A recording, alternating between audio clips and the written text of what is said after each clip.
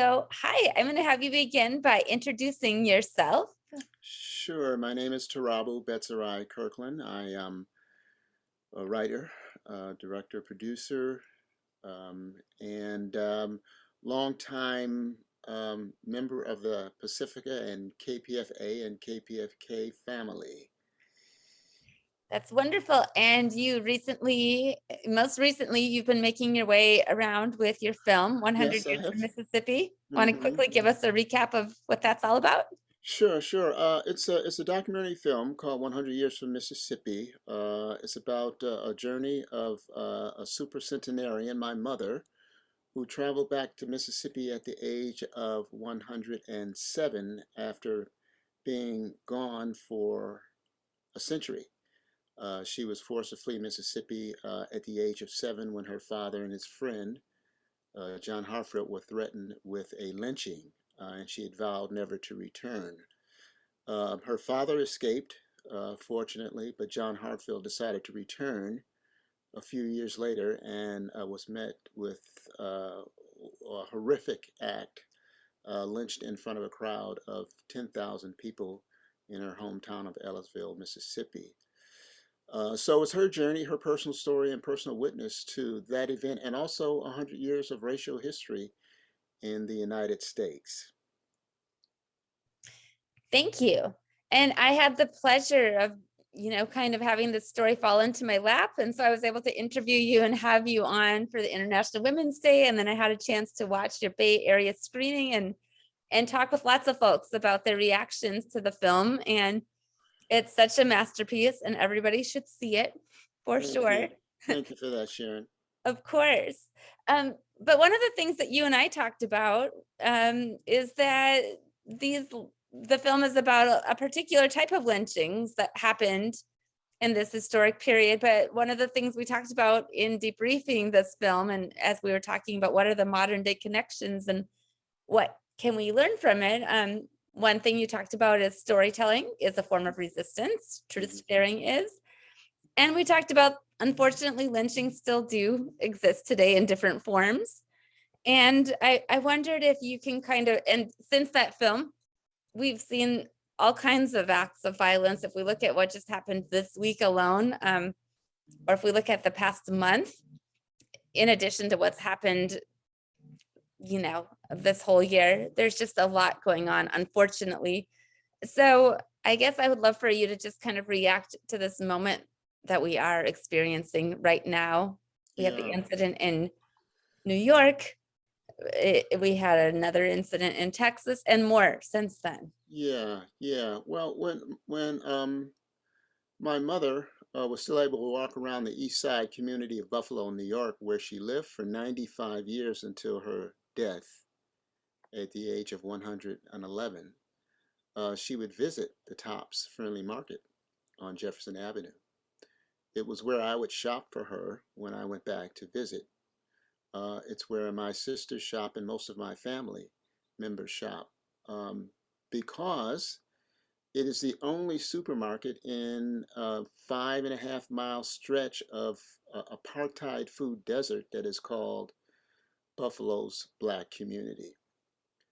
So, when I learned of the shootings while driving in Los Angeles, I was terrified that I would receive the call, and I did, because Buffalo is one of those cities that it's less than 6 degrees of separation. It's more like 4 degrees of separation. So the first call I got was from my one of my sisters who lives only a few blocks away from the market, who called and said one of her friend's nephews was shopping at Tops and didn't make it back home. He was the young man who you might have read about who went to buy the birthday cake. Then my Can other you tell us sister, his name so we can at least keep his name alive? I would have to go back and search. Okay. I don't know all of the victims' names, but Okay. That's okay. But we yeah, know that we heard about a young man who was shopping for a birthday cake. yeah. And my other sister called, recalling how she would joke with the security guard, Mr. Slater, when she would shop there. And as we know now, he also didn't make it back home. So, the calls continue throughout the day. those connections became unbearably closer.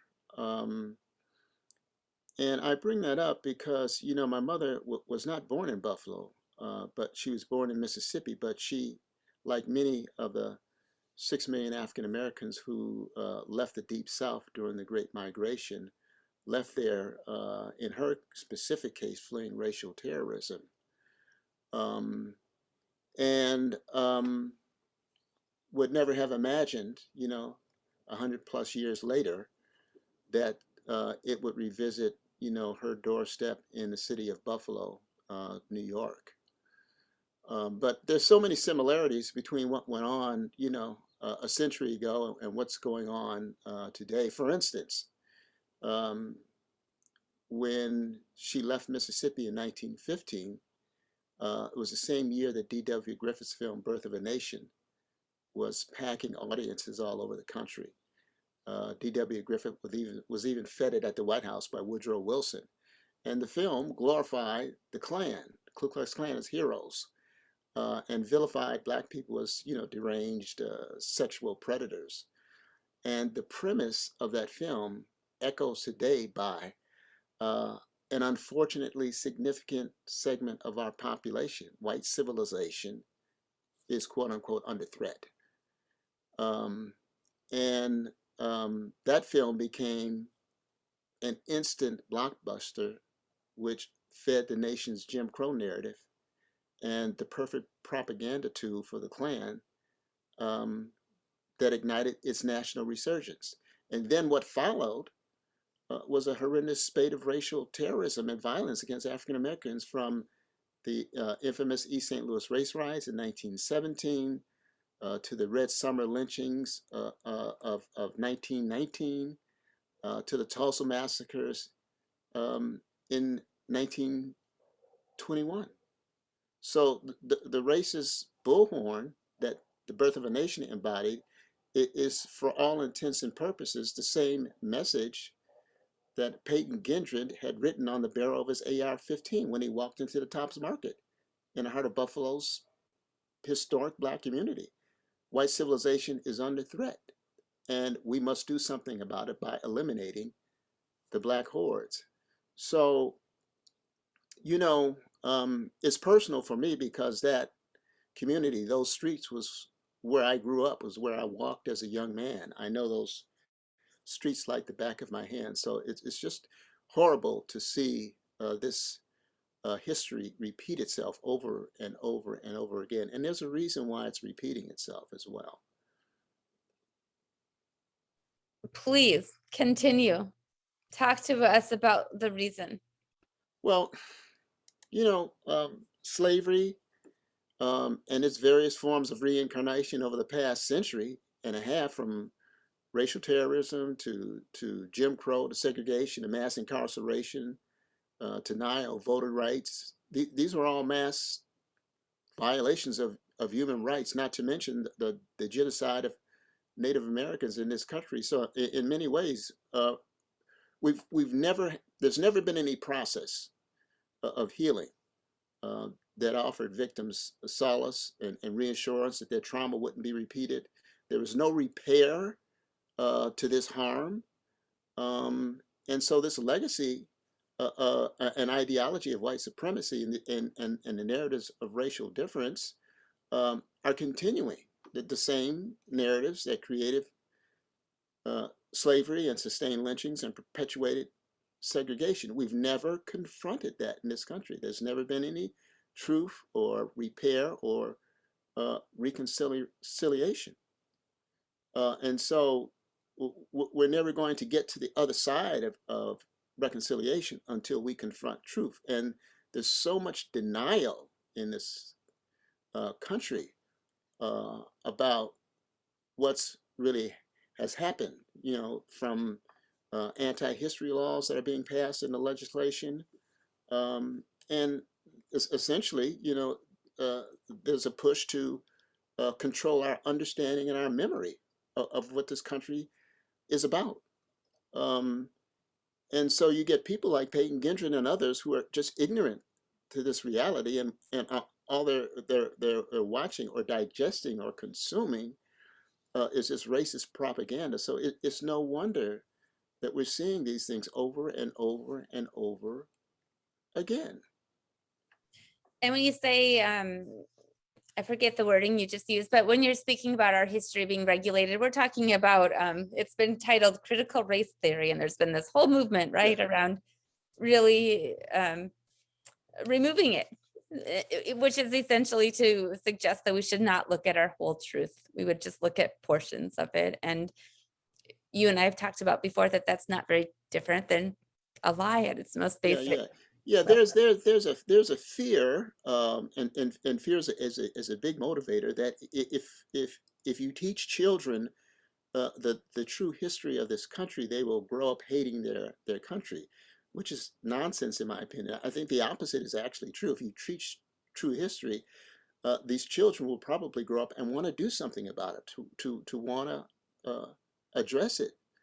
Um, but it's a really toxic game when racism, conspiracy theory, this flame throwing rhetoric of white nationalism is all mixed in with the economic inequality that many Americans are experiencing.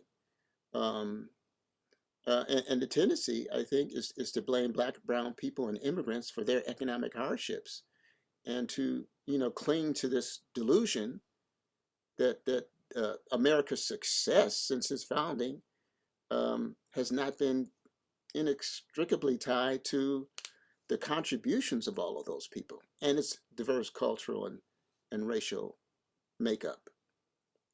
Yes. One of the things that struck me as I was, after watching your film a few times, because I'd seen it before actually going to the premiere, but after watching the premiere with a robust community of viewers in Berkeley and speaking with people afterwards, one of the women I talked with talked about how now the blue uniform, a police uniform, regardless what the background or culture of the person who's wearing it is, has a particular set of sort of, has a particular narrative attached with it, right? And it's become kind of a symbol of violence. And I wonder, I just want to share that with you and see if there's anything that you would like to add around that. Well, from all the way back to the slave patrols, when people were deputized to arrest people who were quote unquote loitering, or not acting the way that white society thought they should act, to people picking up AR-15s right now. I mean, there's just been a lot of trauma around that. So and again, that trauma has never been addressed. So that uniform represents a lot for African Americans, and it's not we are here to protect and serve. It's we are here to arrest and terrorize and control and dominate. So yeah, that uniform has a lot of symbols and messages attached to it, and it's not pleasant. And how do we how, how do we sort of, where do we go from here? What would be an ideal way to redefine the uniform or to rebrand it in a way that would be meaningful? What do we need to do to have like meaningful police reform, etc.? Well, I can't answer all of that, but I do like to quote the late great Bell Hooks, who once asked the question, how do we hold people accountable for wrongdoing and yet at the same time remain in touch with their humanity enough to believe in their capacity to be transformed, which is a hell of a question and a hell of a challenge. I would say first there would have to be an acknowledgement, an acceptance of this devastating history first. Um, I think the 1619 Project is brilliant analysis broken down in a way that sort of demonstrates how this legacy has shaped our country. That's knowledge. Most people don't have that knowledge. Um, I would, say that we have to remain hopeful. Um, I think injustice will continue if hopelessness persists. We have to remain hopeful. That is a way of um, resisting, and we have to organize, and we have to be strategic about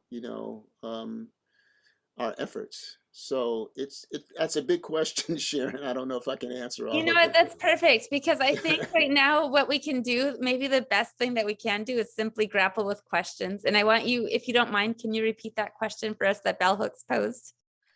Yeah, it's a hell of a quote, and if I can remember correctly, she says, "How do we hold people accountable for wrongdoing, and yet at the same time remain in touch with their humanity enough to believe in their capacity to be transformed?" So, I mean, for me, inherent in that statement is really a demand for, forgiveness, for opportunity, for truth telling, all the things that we're just not comfortable with doing in this country, confronting things truthfully and honestly, and not being in denial about, what has happened, and then trying to figure out a way to deal with it. I I completely love that you shared that perspective and that quote. And one of the things I've been reflecting on recently is just that I don't think we're going to necessarily find a well-packaged black and white answer to anything, right? It's Yeah, full of yeah. nuances, and maybe the invitation to collectively explore meaningful questions like this is our path forward. We have to start somewhere. So Hmm. thank you. And then I just wanted to get your perspective on one more thing to kind of bring it back to the Buffalo incident. And then we had the Texas incident. So if we look at what happened in Buffalo, the total death count, can you remind me? 10 African Americans were killed. Okay.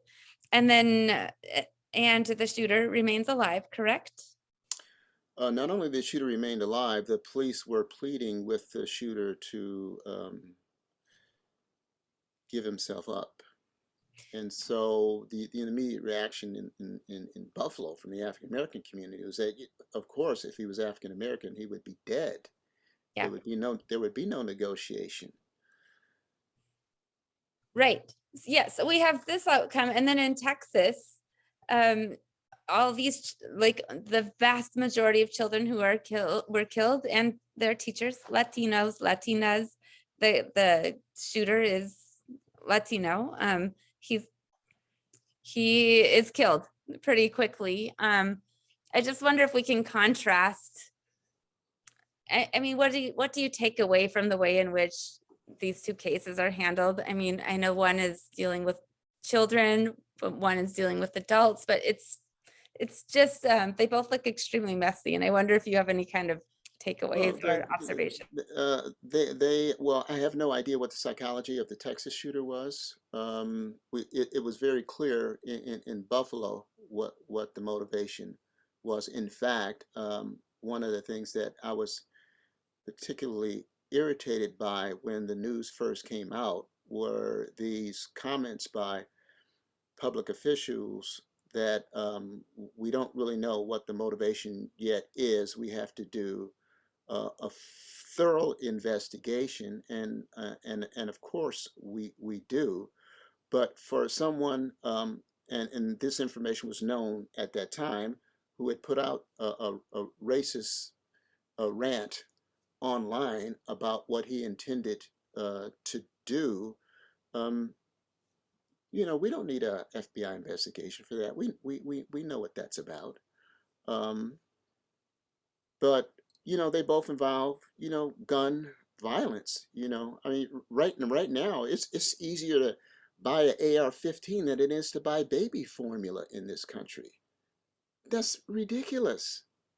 I mean, an 18-year-old kid can drive to Pennsylvania and buy an assault weapon, and he can't even drink in the state.